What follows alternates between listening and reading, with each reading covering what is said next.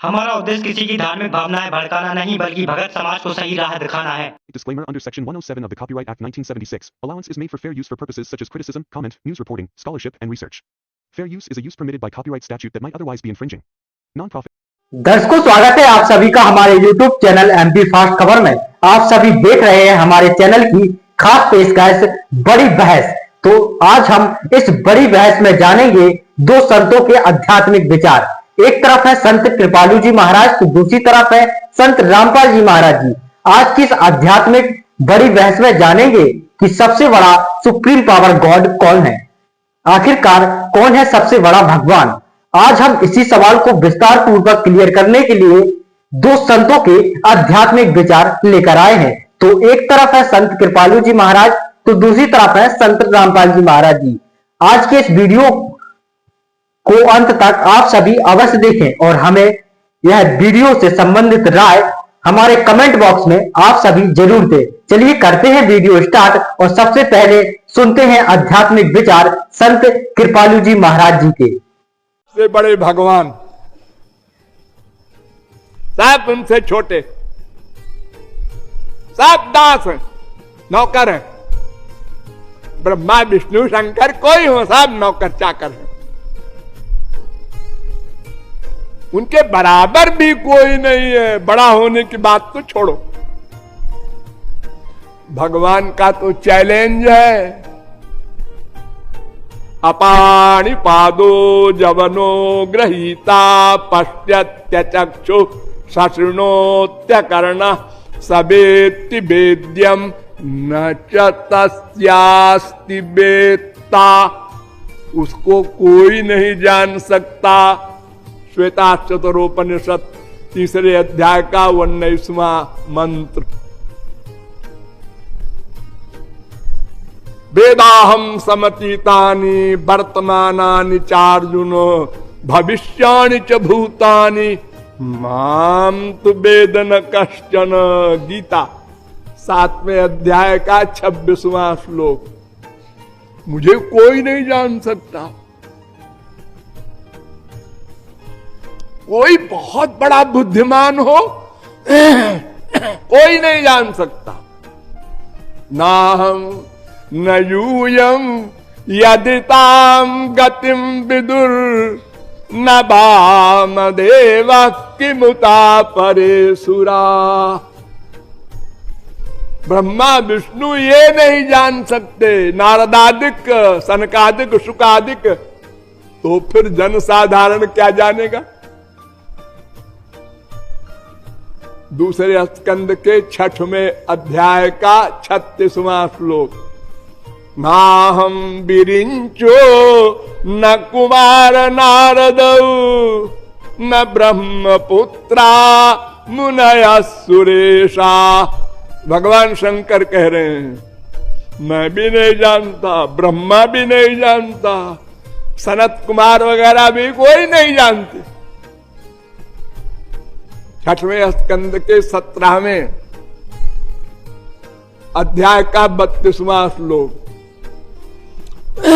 उसको कोई जानता ही नहीं, जान ही नहीं सकता। देखिए, 2 प्रकार का अंश होता है, एक स्वांश, एक विभिन्नांश। स्वांश जो होता है वो भगवान होता है, भगवान।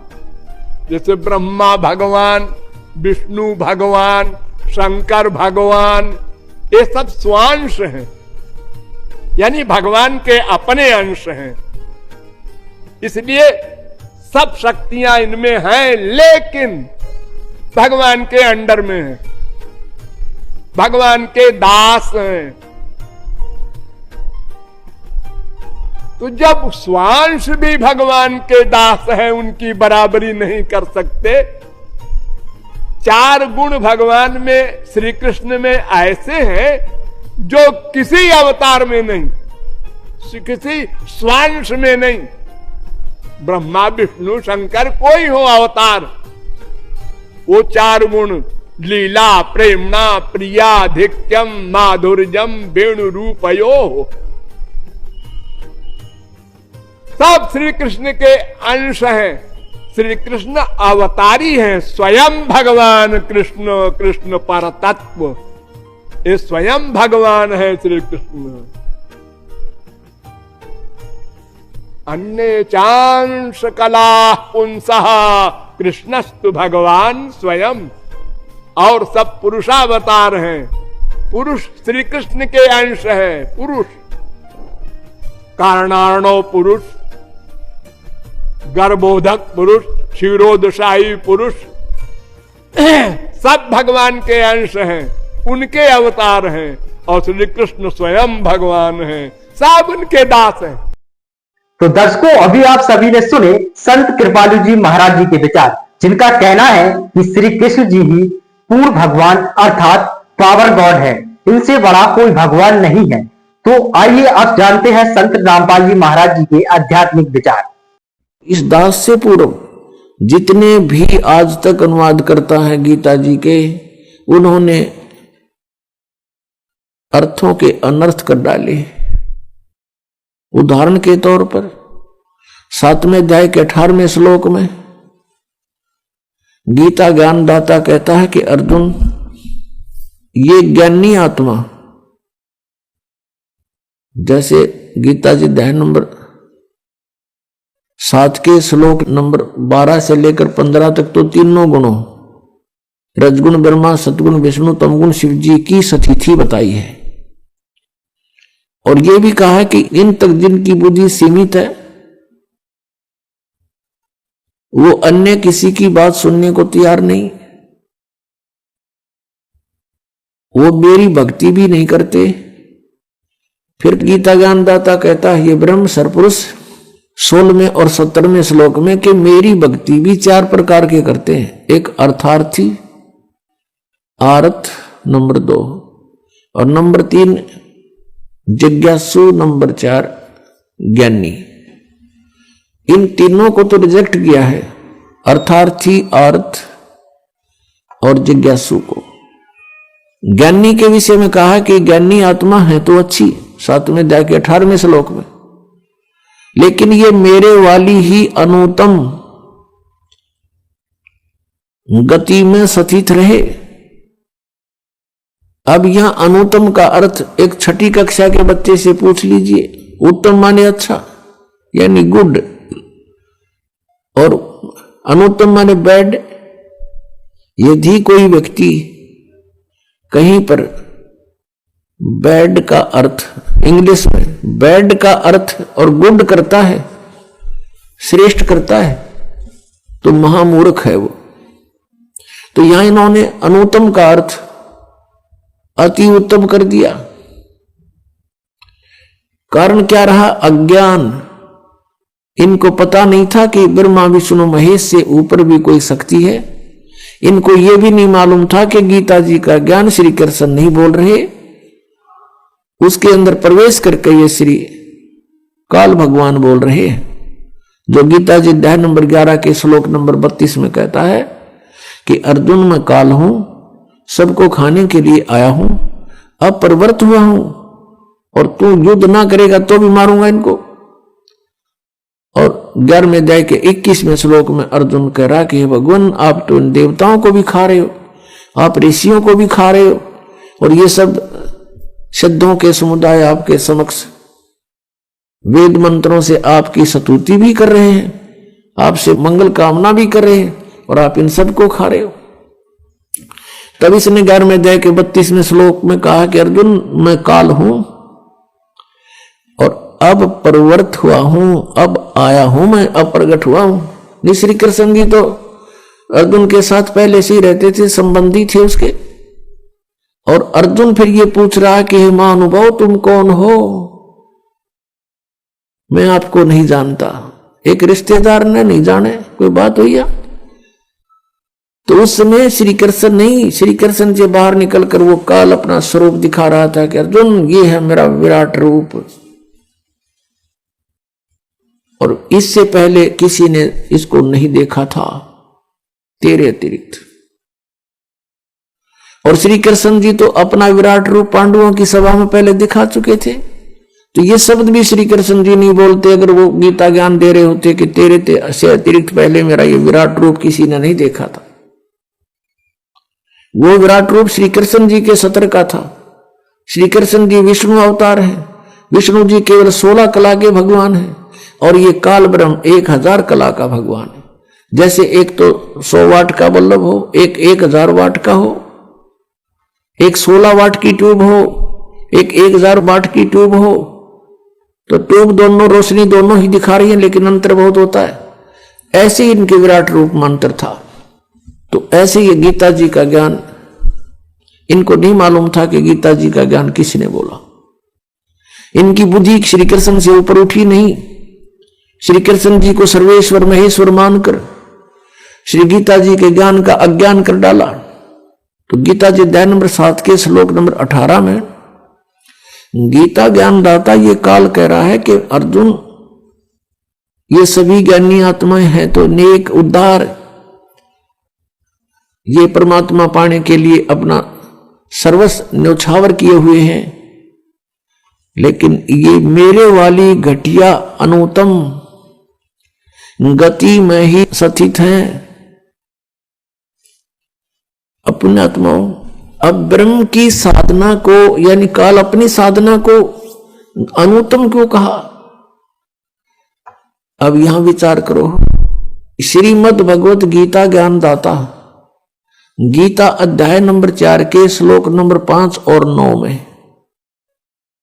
गीता अध्याय नंबर 2 के श्लोक नंबर 12 में, गीता अध्याय नंबर 10 के श्लोक नंबर 2 में यह स्पष्ट करता है कि अर्जुन तेरे और मेरे बहुत जन्म हो चुके। तू नहीं जानता, मैं जानता हूं। मेरे जन्म और कर्म अलौकिक है। फिर गीता ज्ञानदाता स्वयं कहता है कि अर्जुन 8वें अध्याय के 13वें श्लोक में कि मेरी भक्ति कर, और मेरी भक्ति का जो मंत्र है श्रीमद् भगवद गीता अध्याय नंबर 8 के श्लोक नंबर 5 और 7 में और 13 में, अध्याय 8 के 13 में, ये इसका निष्कर्ष समझो ऐसा है कि गीता ज्ञानदाता कहता कि अर्जुन तू मेरी भक्ति कर, युद्ध भी कर और मुझे प्राप्त होगा। और मेरे पाने का मंत्र है 8वें अध्याय के 13वें श्लोक में स्पष्ट किया है, ओम इति एकाक्षरम ब्रह्म व्यवहारन मामनुसमरन ये परियाति तजम देहम सयाति परमाम गतिम। मुझ ब्रह्म का केवल एक ओम मंत्र है, नथिंग एल्स। यह एक ओम मंत्र है और अंतिम श्वास तक सिमरण करता हुआ जो शरीर त्याग कर जाता है, उच्चारण करके श्रवण करता हुआ शरीर छोड़कर जाता है तो मेरे वाली परम गति को प्राप्त होता है। अब ओम के नाम से जो गति होनी है वो क्या है? क्या मोक्ष होगा? कितना मोक्ष होगा? कि ब्रह्मलोक प्राप्ति होगी। 8वें अध्याय के 16वें श्लोक में गीता जी में लिखा है कि अर्जुन ब्रह्मलोक पर्यंत सभी प्राणी पुनरावृत्ति में है। पुनरावृत्ति का अर्थ है वहां गए हुए प्राणी भी पुनर्जन्म को प्राप्त होते हैं, पूर्ण मोक्ष नहीं होता। और यह अनुवादकर्ताओं ने 8वें अध्याय के 16वें श्लोक में अनुवाद गलत कर दिया। इन्होंने कर दिया कि मुझे प्राप्त प्राणी का पुनर्जन्म नहीं होता। इसका अर्थ ये बनता है कि जो ये विद्यते माने विद्य धातु है, ये विद्य माने जानना भी होता है, कि जो ये नहीं जानते कि मुझे प्राप्त प्राणी का पुनर्जन्म होता है तो वो मेरी साधना करके ब्रह्मलोक में जाने से भी पुनरावृत्ति को ही प्राप्त होते हैं, ब्रह्मलोक प्राप्त करते हैं और वहां से भी फिर जन्म मृत्यु में ही रहते हैं। यदि यहां इनके अनुवाद को सही माने गीता अनुवादकर्ताओं का कि मुझे प्राप्त प्राणी का, गीता ज्ञानदाता कह रहा है कि मुझे प्राप्त प्राणी का पुनर्जन्म नहीं होता। ये गीता जी अध्याय नंबर 4 के श्लोक 5, 9, गीता अध्याय नंबर 2 का श्लोक 12 और गीता अध्याय नंबर 10 का श्लोक 2 ये झूठे हो जाते हैं कि ये कहता है मेरे भी जन्म मृत्यु तेरे साधक के भी, यानी तू मेरा साधक है तो तेरे भी जन्म मृत्यु होंगे अर्जुन। तो यहां इन्होंने अर्थों के अनर्थ कर डाले। अब गीता जी अध्याय नंबर 17 के श्लोक नंबर 23 में कहा कि ओम तत्सत इति निर्देश है ब्रह्मण त्रिविध समर्थ है। ब्रह्मण माने सच्चिदानंद घन ब्रह्म का 3 मंत्र के ओम तत्सत मंत्र की साधना का निर्देश है, नथिंग एल्स। और कोई मंत्र नहीं उस परमात्मा के पाने का, यानी पूर्ण मोक्ष कराने का। अब गीता जी अध्याय नंबर 8 के श्लोक नंबर 1 में अर्जुन ने पूछा कि आपने 7वें अध्याय के 29वें श्लोक में जिस तत्ब्रह्म के विषय में कहा कि तत्ब्रह्म को जानकर, सारे अध्यात्म को जानकर और पूरे सब कर्मों से परिचित प्राणी केवल जरा और मरण से मुक्ति पाने के लिए प्रयत्न करते हैं, वो संसार की किसी वस्तु की इच्छा नहीं रखते। तो 8वें अध्याय के प्रथम श्लोक में पूछा फिर किम तत्ब्रह्म, वो तत्ब्रह्म, वो परमात्मा कौन है, वो परमेश्वर कौन है। 8वें अध्याय के 3रे श्लोक में गीता ज्ञानदाता ने कहा कि वो परम अक्षर ब्रह्म है, यानी गीता ज्ञानदाता से कोई अन्य है वो। और फिर 15वें अध्याय के 1 से लेकर 4वें श्लोक में और 18वें अध्याय के 62वें श्लोक में गीता ज्ञानदाता अपने से अन्य किसी परम अक्षर ब्रह्म यानी सर्वशक्तिमान की शरण में जाने को कह रहा है। उसकी कृपा से ही तू परम शांति को और सनातन परम धाम को प्राप्त होगा, 18वें अध्याय के 62वें श्लोक में। और गीता जी अध्याय नंबर 15 के श्लोक 1 से 4 का निष्कर्ष है कि उल्टा लटका हुआ संसार रूपी वृक्ष है और इसके सभी पार्ट्स को, सभी भागों को जो व्यक्ति जानता है, स वेदवित, वो वेद के तात्पर्य को जानने वाला है, अर्थात वो तत्वदर्शी सन। दोस्तों वीडियो अच्छा लगा हो तो वीडियो से संबंधित अपनी राय हमें कमेंट बॉक्स में अवश्य दें। साथ ही हमारे चैनल को सब्सक्राइब जरूर कर लें। मिलते हैं ऐसे ही वीडियो के साथ नेक्स्ट वीडियो में, तब तक के लिए जय हिंद।